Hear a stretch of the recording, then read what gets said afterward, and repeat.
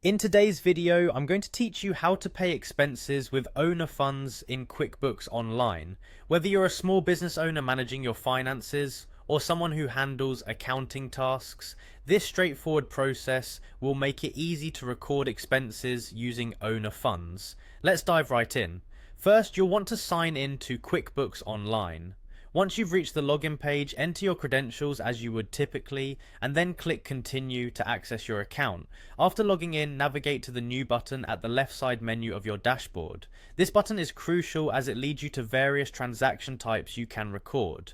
Now, from the options that appear, choose Expense. Selecting this option will allow you to document your spending effectively. Next, you'll need to add the payee information. Providing a payee ensures that the records in QuickBooks are detailed and helps you keep track of where your money is going. Following this, specify checking as your payment account. It's important to ensure that the correct account is linked, as this is where the funds will be drawn from. In this case, since we're using owner funds, checking is a typical choice. Remember, detailing this correctly helps in maintaining clear and precise financial records. For the payment method, add debit card. This specification indicates how the funds were transferred and is particularly useful for matching bank transactions with your recorded expenses. QuickBooks makes it simple to track all your transactions this way, which will facilitate seamless expense management later on.